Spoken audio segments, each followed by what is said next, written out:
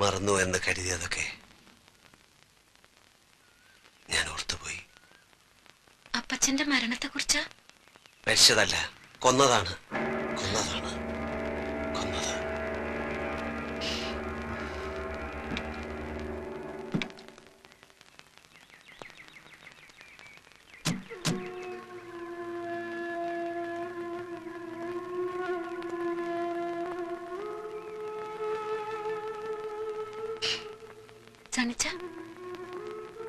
വാക്ക് പറഞ്ഞുറപ്പിച്ച ദിവസേ പെങ്ങളുടെ കല്യാണം നടത്താൻ വയ്യാണ്ട് വിഷമിച്ച ചാച്ചനെ ഇടവകയിലെ അച്ഛൻ സഹായിക്കാമെന്നേറ്റു.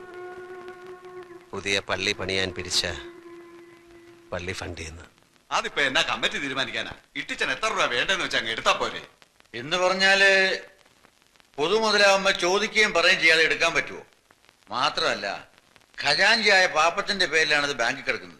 ശരിയാ, 2,25,000 രൂപ വരെ എന്റെ പേര് ബാങ്കിൽ കിടപ്പുണ്ട്. ബാക്കി ആ ചിട്ടിച്ചാറ്റിൽ ഇരിക്കുകയാണല്ലോ. എന്റെ കയ്യിലോ? എന്താ പാപ്പച്ച നീ പറയുന്നത്? എന്റെ അച്ചായ മുഴുവൻ കാശ് ഒരേ ബാങ്കിൽ കിടക്കണ്ടെന്നും പറഞ്ഞ് നമ്മൾ രണ്ടുപേരും കൂടെ പോയിട്ട് 2 ലക്ഷം രൂപ എടുത്ത് ഓർക്കുന്നുണ്ടോ? അത് കൊടിയിറക്കി പെരുന്നാളിനല്ലേ? ഇതെന്നത്തെ അച്ചായ നീ പറയുന്നേ? ഈ 2 ലക്ഷം രൂപ എടുത്തത് ഒരു ശനിയാഴ്ചയായിരുന്നു. അന്ന് ഉച്ച കഴിഞ്ഞ് ബാങ്ക് ഒഴിവായതുകൊണ്ട് ഈ കാശ് അച്ചായൻ വീട്ടിലേക്ക് പോയത് ഓർക്കുന്നുണ്ടോ? പാപ്പച്ച ഇത് 1-2 രൂപയുടെ കാര്യമല്ല, രൂപ 2 ലക്ഷമാ. നീ പറയുന്ന കാശും വാങ്ങി പാലാക്കി പോയത് ഓർക്കുന്നില്ലേ? ഓഹോ, അപ്പൊ എന്നെ കളനാക്കിയാണോ? ഇടിച്ചാൻ കാശെടുത്ത് മറിച്ചേക്ക് തുറന്നങ്ങോട്ട് പറ, വെറുതെ മനുഷ്യനെ ആദ്യം കേട്ടാതെ. ഞാൻ കാശെടുത്ത് മറിച്ചെന്നോ? നിന്റെ കുടുംബ പാരമ്പര്യം കാണിച്ചാലുണ്ടല്ലോ. നിങ്ങൾ രണ്ടുപേരും കൂടി ഇവിടെ കിടന്ന് ബഹളം വെച്ചിട്ട് എന്താ കാര്യം? നമുക്ക് എന്താ വേണ്ട സമാധാനമായിട്ട് ആലോചിച്ച് തീരുമാനിക്കാം. എന്റെ പൊന്നച്ചോ, ഒന്നും ആലോചിക്കാനില്ല. കാശ് ഇതിയാന്റെ കയ്യിൽ തന്നെയുണ്ട്. ചിലപ്പോ ചേവനെടുത്ത് കാണും. ഇത് എന്നെ കള്ളനാക്കുക.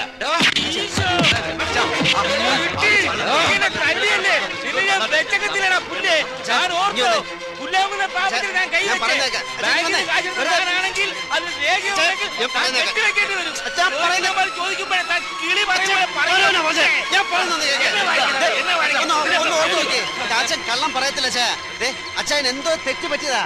ശരിയാണ്, തെറ്റ് പറ്റിയത് എനിക്കാ. നിന്റെ അപ്പന്റെ പള്ളിക്കാശെടുത്ത് ഞങ്ങൾ കൊടുത്തു, അതാ ഞങ്ങൾക്ക് പറ്റിയ തെറ്റ്. കല്യാണം അടിയുന്നതൊക്കെ പിന്നെ നടത്താം. പെണ്ണ് കഴിക്കാനും വീട്ടിൽ നിൽക്കട്ടെ. അവളോടും പറയണേ കാശുണ്ടാക്കാൻ വല്ല വഴി നോക്കാൻ.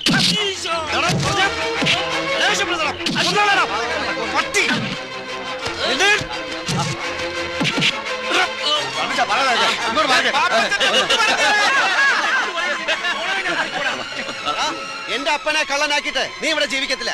അടുത്ത പള്ളി കമ്മിറ്റിക്ക് മുമ്പ് കാശ് തിരികെ കൊടുത്തില്ലെങ്കിൽ അടുത്ത പെരുന്നാളിനെ കാണിക്കത്തില്ല. ഓടാ പുല്ലേ.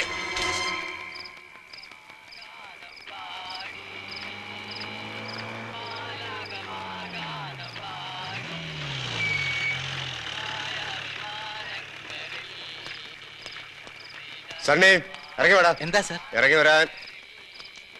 എന്താ സാർ? നീ ആരാടാ? പാലമറ്റത്തെ രാജകുമാർ. കാര്യം എന്താണെന്നാണ് ചോദിച്ചത്. നീ അറിയേണ്ട കാര്യമാടാ.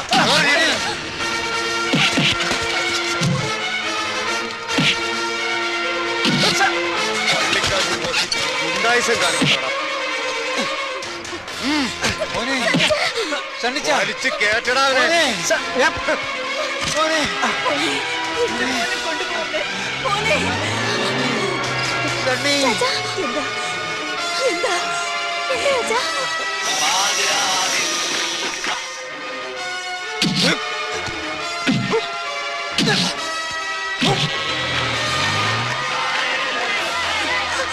കർത്താവേ, റോഡ് ബ്ലോക്ക് ആയല്ലോ.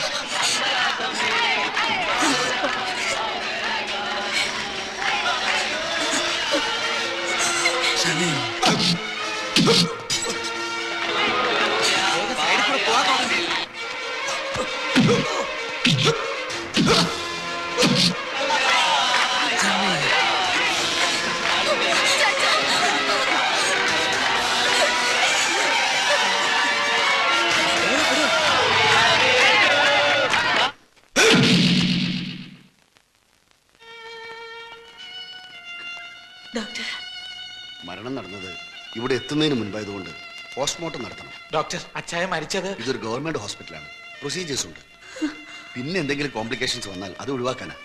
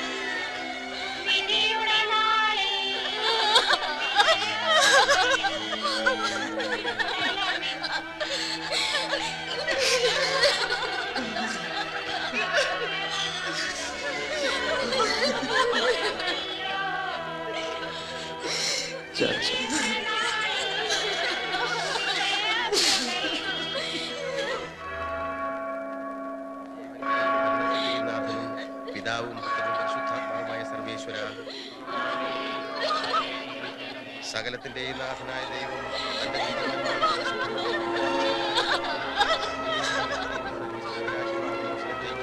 ഇയാളെ പ്രവേശിപ്പിക്കുവാനാകട്ടെ.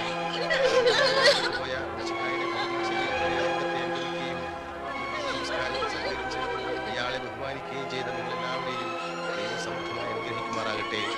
അവിടുത്തെ കൃപ നിരന്തരം നിങ്ങൾ വസിക്കുകയും അവിടുത്തെ കാര്യങ്ങൾ അനുഗ്രഹിക്കുകയും ചെയ്യട്ടെ. എപ്പോഴും എന്നേക്കും.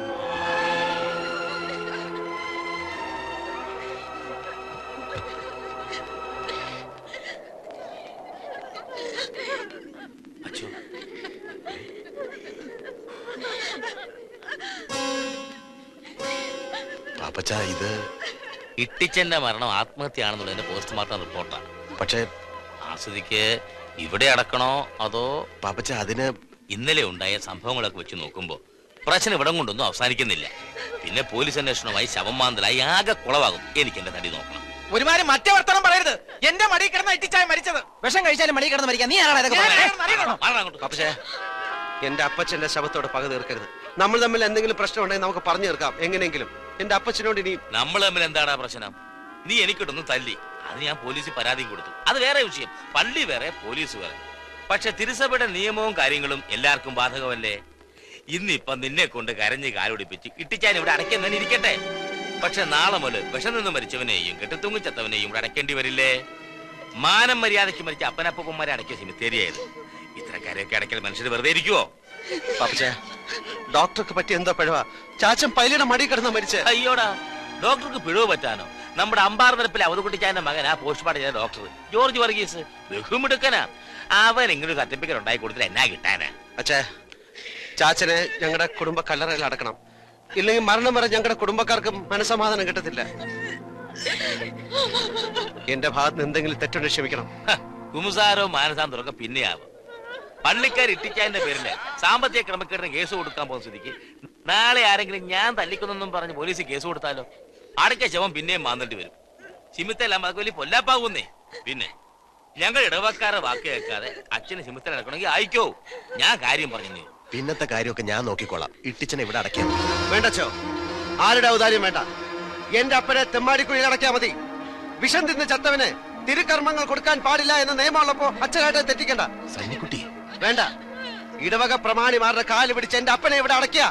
അപ്പന്റെ ആത്മാവ് പോലും എന്നോട് പൊറുക്കില്ല. നീ കോഴ കൊടുത്ത് വാങ്ങിച്ച ഈ കള്ള സർട്ടിഫിക്കറ്റ് തിരുത്താൻ പാലോ മറ്റത്തേർക്ക് ഇന്ന് ഗതിയില്ല.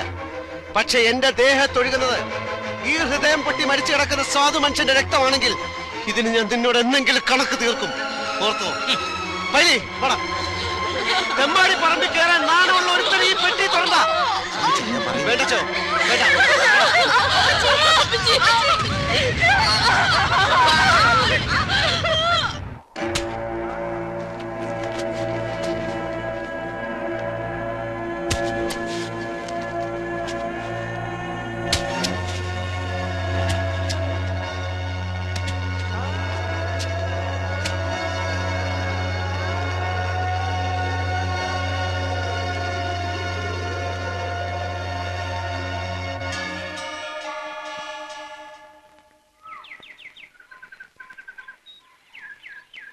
പാലോമറ്റത്തെ ചാവടിയിൽ എൻ്റെ അമ്മച്ചി ദിവസങ്ങളോളം ജലപാനമില്ലാതെ കിടന്നു.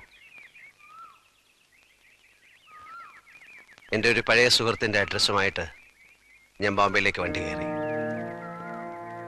ദിവസങ്ങളോളം മേൽവിലാസക്കാരനെ തേടി ഞാൻ നടന്നു, കണ്ടില്ല.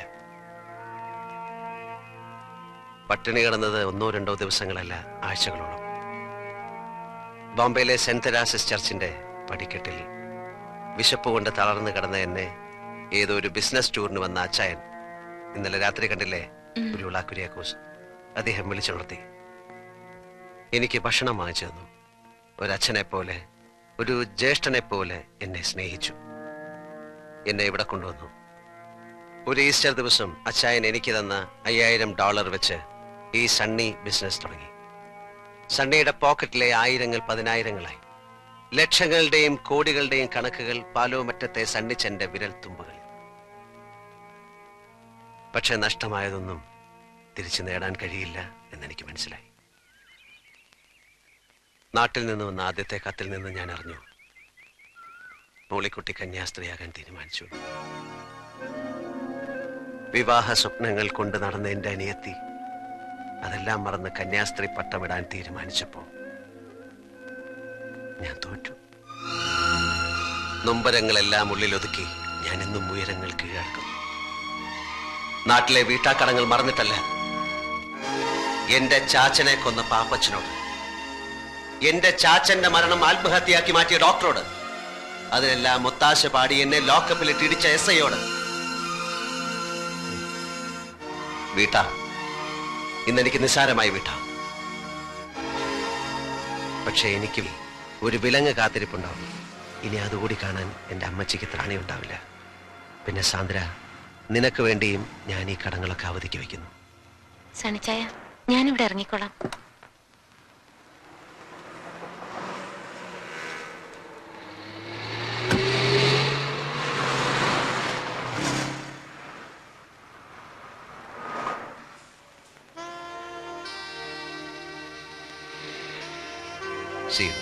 See you tomorrow. നാളെ ഞങ്ങൾ വരുന്നുണ്ട് നിന്റെ പപ്പയെ കാണാൻ, കണ്ട് കല്യാണം ഉറപ്പിക്കാൻ. ബൈ.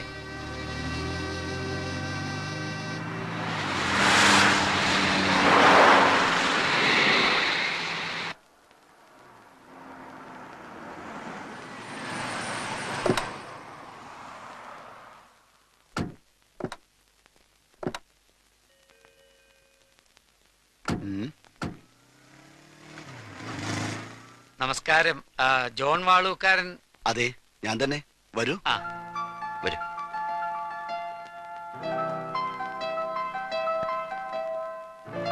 ഞാൻ കുരുവിള, നാട് കോട്ടയം.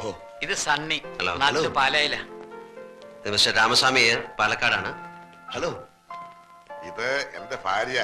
വണക്കം, ഞാൻ മിസ്സിസ് കുരുവിള. നാട്ടിൽ നിന്ന് വന്നിട്ട് വർഷങ്ങൾ കുറയായി.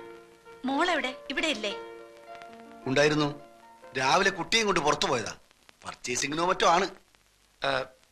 ഈ കുട്ടി മൂത്ത മകളുടെയോ മകന്റെയോ? എനിക്ക് മകനും മകളും എല്ലാം കൂടി ഒരാളെ ഉള്ളൂ. അപ്പോ ഈ സാന്ദ്ര വാളൂക്കാരൻ? സാന്ദ്ര വാളൂക്കാരൻ? അങ്ങനെ ഒരാളെ അറിയില്ലല്ലോ. ഇതാണ് ആ കുട്ടി. ഇത് നിങ്ങളെ ആരോ ചീറ്റ് ചെയ്താണ്. ഇങ്ങനൊരു കുട്ടിയെ ഞാൻ അറിയത്തേയില്ല. ഇതാ. സോറി.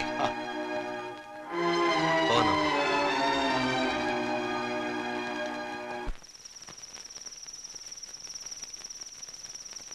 നമുക്ക് നാളെ കൂടി ഒന്ന് അന്വേഷിക്കാം. എന്തിനാ? ആ ഇൻസ്റ്റിറ്റ്യൂട്ടിലെ പ്രിൻസിപ്പൽ പറഞ്ഞ കേട്ടില്ലേ? കഴിഞ്ഞ 10 വർഷത്തിനുള്ളിൽ സാന്ദ്ര വാളൂക്കാരൻ എന്ന പേരിൽ ആരും അവിടെ പഠിച്ചിട്ടില്ല എന്ന്. പിന്നെ ആരാ സണ്ണിച്ച അവള്? എന്താ അവളുടെ മോട്ടീവ്? എനിക്കൊന്നും മനസ്സിലാകുന്നില്ല അച്ഛാ. ഒരു ദുസ്വപ്നം പോലെ സാന്ദ്ര വാളൂക്കാരൻ, എല്ലാം വിശ്വസിച്ച നിഴൽ പോലെ ഞാനും. സണ്ണി സാർ ഇങ്ങനെ നെർവസ് ആകരുത്. നമുക്ക് തെരഞ്ഞു പിടിക്കാം ആ കുട്ടിയെ. അച്ഛാ, പെണ്ണിന്റെ ഏട്ടത്തി ഈ അടുത്ത കാലത്ത് ഒരു ചൈനക്കാരൻ്റെ കൂടെ ഒളിച്ചോടിപ്പോയി. അതറിഞ്ഞപ്പോ നമ്മൾ ഈ ബന്ധം വേണ്ടാന്ന് വെച്ചു. അമ്മച്ചിയെ വിളിച്ച് അങ്ങനെ പറഞ്ഞേക്ക്.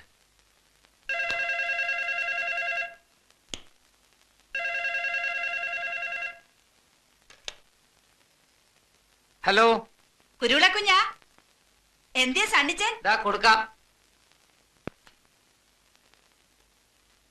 ആ സണ്ണിച്ചടാ, നിന്റെ ശബ്ദം എന്താടാ മോനെ വല്ലാണ്ടിരിക്കുന്നേ? ഒന്നുമില്ല, ഒരു ജലദോഷം. പിന്നെ നീ മന്ത്രകോടി വാങ്ങണ്ട, ഇവിടെ പെങ്ങന്മാരെല്ലാരും കൂടി പോയി വാങ്ങി. സണ്ണിച്ചാ, ഇത് ഞാനാ ശോശാമ്മ. നിങ്ങൾ പെണ്ണിനെ കൊണ്ടുവന്നാ മതി, ബാക്കി എല്ലാ കാര്യങ്ങളും ഞങ്ങൾ നോക്കണം. ഞങ്ങൾക്ക് 4 പെങ്ങന്മാർക്കും കൂടി ഒരു നാത്തിലല്ലേ ഉള്ളൂ. ആ, അമ്മച്ചിനെ കൊടുക്കാം. നിങ്ങൾ എന്ന് വരുമടാ മോനെ? ഏതായാലും നിന്റെ മിന്നുകെട്ട് കണ്ടിട്ട് കണ്ണടയ്ക്കാമെന്ന എന്റെ മോഹം കർത്താവ് തമ്പുരാൻ സാധിച്ചു തന്നു. ആ ശരി.